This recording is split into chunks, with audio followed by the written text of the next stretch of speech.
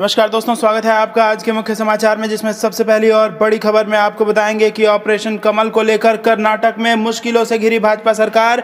कर्नाटक के मुख्यमंत्री बीएस येदियुरप्पा को झटका, हाई कोर्ट ने जांच के दे दी है मंजूरी। दूसरी बड़ी खबर में जिक्र होगा कि असम में कांग्रेस महागठबंधन की होगी सरकार, राहुल गांधी का बड़ा दावा। और तीसरी बड़ी खबर में आपको बताएंगे कि ममता बनर्जी का भाजपा पर बड़ा आरोप, बोली बड़ी मात्रा में पैसा बांट रहे भाजपा नेता, बाहरी अपराधियों को यहां शरण दी हुई है। दोस्तों, हर एक खबर की गहराई में आपको ले जाएंगे, लेकिन उससे पहले अगर आपको भी ऐसा लगता है कि पश्चिम बंगाल के चुनाव में भाजपा को बड़ा झटका लगेगा, तो दोस्तों आप अभी इस वीडियो को लाइक कीजिए और इस लाल बटन को दबा के चैनल को फ्री में सब्सक्राइब करके घंटी बजाकर कमेंट में लिखिए जय हिंद। दोस्तों, रुक करते हैं तमाम बड़ी खबरों की तरफ। ऑपरेशन कमल, कर्नाटक के मुख्यमंत्री बीएस येदियुरप्पा को झटका, हाईकोर्ट ने जांच को दी मंजूरी। जी हां दोस्तों, कर्नाटक हाईकोर्ट ने बुधवार को ऑपरेशन कमल मामले में राज्य के मुख्यमंत्री बीएस येदियुरप्पा की भूमिका की जांच के लिए मंजूरी दे दी। भाजपा नेता पर प्रदेश की कांग्रेस जेडीएस गठबंधन सरकार को गिराने के लिए साजिश रचने का आरोप है। दरअसल एक ऑडियो सामने आया था जिसमें येदियुरप्पा कथित तौर पर एक विधायक के बेटे को इस बात के लिए राजी करने की कोशिश करते सुने गए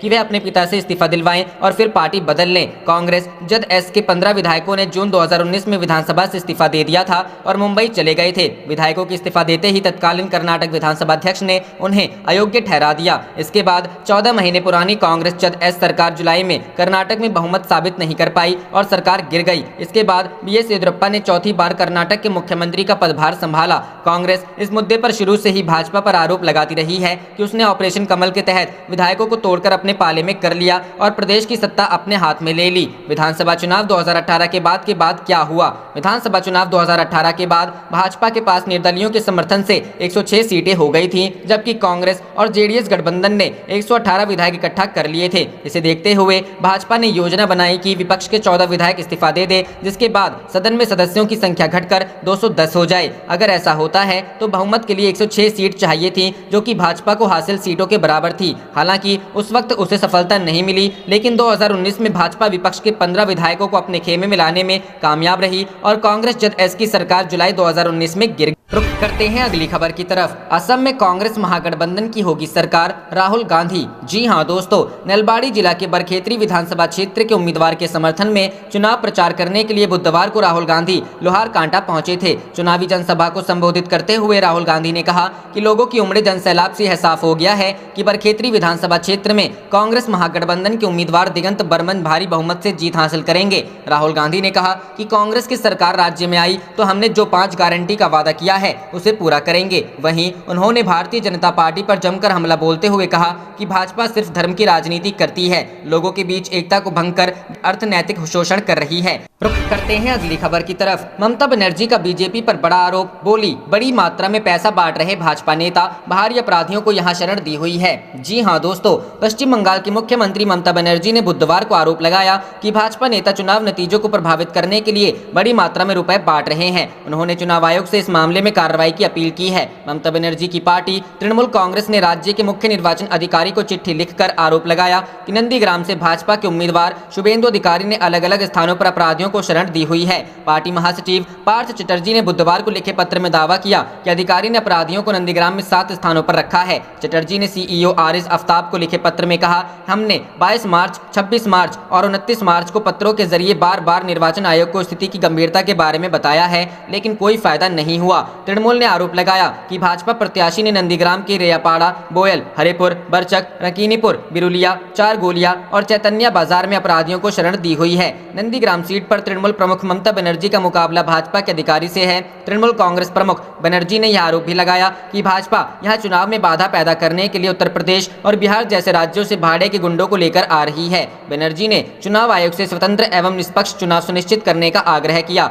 मुख्यमंत्री ने यहां एक रैली को संबोधित करते हुए कहा, भाजपा के कई नेता भारी रकम लेकर होटलों में बैठे हैं और वहां उन्हें बांट रहे हैं। वे नेताओं की खरीद फरोख्त में जुटे हैं। उन्होंने पूछा, चुनाव आयोग कहां है, उनके नाके जांच चौकियां कहां हैं? तृणमूल इससे पहले भी भाजपा पर पद और पैसे का लालच देकर अपने शीर्ष नेताओं को खरीदने के प्रयास का आरोप लगा चुकी है। बनर्जी ने रात में पत्रकारों से कहा, भाजपा नेता इलाके में हिंसा भड़काने की कोशिश कर रहे हैं। उनके कार्यकर्ता प्रचार थमने के बाद भी प्रचार कर रहे हैं। दुर्भाग्यपूर्ण है कि निर्वाचन आयोग ने इससे अपनी आंखें मूंद ली हैं। हम उम्मीद करते हैं कि लोग बिना किसी डर और धमकी के अपने मताधिकार का इस्तेमाल करेंगे। बनर्जी ने सिंगूर में एक रैली में कहा, भाजपा बंगाल में शांति व्यवस्था को बाधित करने के लिए बिहार और उत्तर प्रदेश से गुंडे ला रही है। यहाँ बंगाल में अनेक बाहरी हैं। नंदीग्राम विधानसभा सीट से चुनाव लड़ रही बनर्जी ने चुनाव आयोग से भाजपा पर विश्वास न करने और घटनाक्रमों को ध्यान में रखते हुए किसी फैसले को लागू करने का अनुरोध किया। मुख्यमंत्री ने मौजूदा सांसदों को विधानसभा चुनाव में उतारने को लेकर भाजपा पर तंज कसा।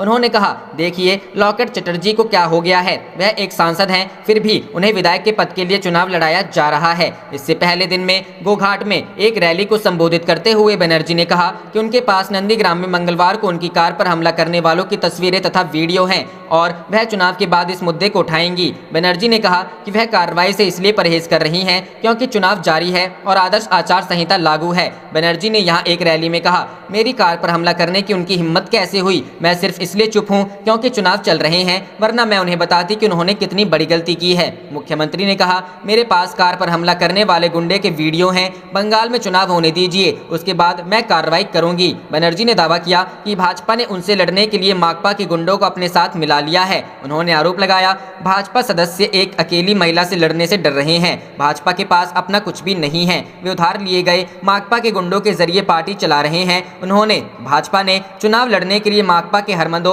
भाड़े के गुंडों को। रुख करते हैं अगली खबर की तरफ। तेजस्वी का आरोप, बिहार में लूट और भ्रष्टाचार का बोलबाला, कैग रिपोर्ट का दिया हवाला। कहा, शिक्षा की आधी राशि खर्च नहीं होती है। जी हां दोस्तों, नेता प्रतिपक्ष तेजस्वी यादव ने कहा है कि बिहार में शिक्षण के 56% और गैर शिक्षण के 70% पद खाली हैं। योजना मद का आधा हिस्सा ही खर्च होता है। आरोप लगाया कि योजना मद की आधी राशि भ्रष्टाचार की भेंट चढ़ जाती है। तेजस्वी ने आगे कहा कि सीएजी की हर वर्ष की रिपोर्ट भी यह कहती है। समय लगे तो सरकार में बैठे लोगों को चाहिए कि वे विगत 10 वर्षों की सीएजी रिपोर्ट खुद पढ़ें।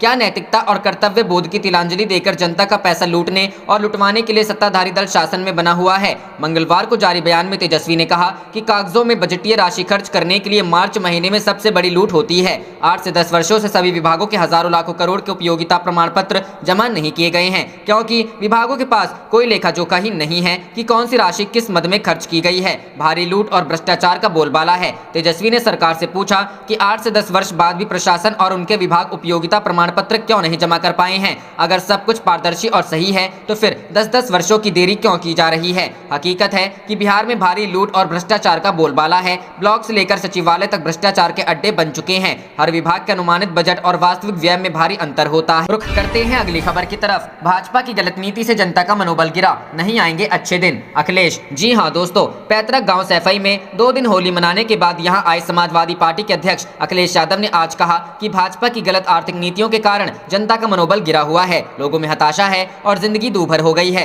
इस पर भी भाजपा का तुर्रा यह है कि राज्य की जनता के इससे अच्छे दिन कभी नहीं आ सकते। अखिलेश यादव ने कहा कि भाजपा के कारण राज्य गुंडा, माफियाओं और अपराधियों की गिरफ्त में है। महिलाएं, बच्ची अपमानित हो रही हैं। लोगों का जानमाल सुरक्षित नहीं रह गया है। सामाजिक सद्भाव को बिगाड़ना भाजपा का एजेंडा है। समाज में नफरत फैलाना और जातियों के बीच दूरी पैदा करना भारतीय जनता पार्टी की रणनीति और राजनीति दोनों है। भारतीय समाज में भाईचारा की मजबूती कायम रखने में भाजपा अड़चने पैदा करती है। उन्होंने कहा कि किसानों की हालत दयनीय है, नौजवान बेकारी का शिकार है, उनका भविष्य अंधकारमय है। भाजपा अपनी जिम्मेदारी से बच नहीं सकती है। भाजपा की जनविरोधी नीतियों से प्रदेश बेदहाल होता जा रहा है। रुख करते हैं अगली खबर की तरफ। कृषि कानूनों को लेकर बनाई गई कमेटी ने सुप्रीम कोर्ट को सौंपी रिपोर्ट। जी हां दोस्तों, केंद्रीय कृषि कानूनों को लेकर सुप्रीम कोर्ट की तरफ से बनाई गई 3 सदस्यों की कमेटी ने अपनी रिपोर्ट सीलबंद लिफाफे में सौंप दी है। शेतकारी संगठन की महिला अध्यक्ष सीमा नरवणे का दावा है कि कमेटी ने 19 मार्च को सुप्रीम कोर्ट के सामने सीलबंद लिफाफे में रिपोर्ट सौंप दी थी। कमेटी की तरफ से इस मामले पर जल्द ही प्रेस रिलीज भी जारी की जा सकती है। बता दें कि सुप्रीम कोर्ट की तरफ से नियुक्त की गई कमेटी में अनिल धनवत, अशोक गुलाटी और प्रमोद जोशी शामिल हैं। इस रिपोर्ट को लेकर यह दावा किया जा रहा है कि कमेटी ने किसान संगठनों और कृषि मामलों के जानकारों से बात करके ही अपनी रिपोर्ट तैयार की है और इस रिपोर्ट में संसद की तरफ से पारित किए गए कृषि कानूनों की समीक्षा की गई है। मालूम हो कि केंद्र सरकार के 3 नए कृषि कानूनों के विरोध में दिल्ली की सीमाओं पर करीब 4 महीनों से किसानों का प्रदर्शन जारी है। तीनों कृषि कानून वापस लेने की मांग को लेकर किसान नवंबर 2020 से गाजीपुर, टिकरी और सिंगू बॉर्डर पर प्रदर्शन कर रहे हैं। किसान संगठनों और सरकार के बीच जारी गति खत्म करने के मकसद से सुप्रीम कोर्ट ने जनवरी महीने में कृषि कानूनों के अमल पर रोक लगाने के साथ ही 4 सदस्यों वाली एक कमेटी बनाई थी। सुप्रीम कोर्ट ने अनिल घनवट के अलावा भारतीय किसान यूनियन के अध्यक्ष भूपेंद्र सिंह मान, कृषि अर्थशास्त्रियों अशोक गुलाटी और प्रमोद कुमार जोशी को इस समिति का सदस्य बनाया था, लेकिन फिर बाद में भारतीय किसान यूनियन के अध्यक्ष भूपिंदर सिंह मान ने कमेटी से नाम वापस ले लिया था। ये तय किया गया था कि ये समिति कृषि कानूनों का समर्थन करने वाले और विरोध करने वाले किसानों का पक्ष सुनकर 2 महीने के भीतर कोर्ट को अपनी रिपोर्ट सौंपेगी। सुप्रीम कोर्ट ने इस समिति का गठन इसलिए किया था ताकि कोर्ट को तीनों कृषि कानूनों पर एक निष्पक्ष राय मिल सके। कोर्ट ने कमेटी से इस बात पर राय मांगी थी कि तीनों कृषि कानूनों में कौन से प्रावधान किसानों के हित में हैं और कौन से नहीं। इसके बाद इस समिति ने अखबारों में एक विज्ञापन के जरिए तीनों कृषि कानूनों पर संबंधित लोगों की राय, टिप्पणी और सुझाव भी मांगे थे। आप देख रहे थे आपका अपना चैनल जय हिंद जय भारत।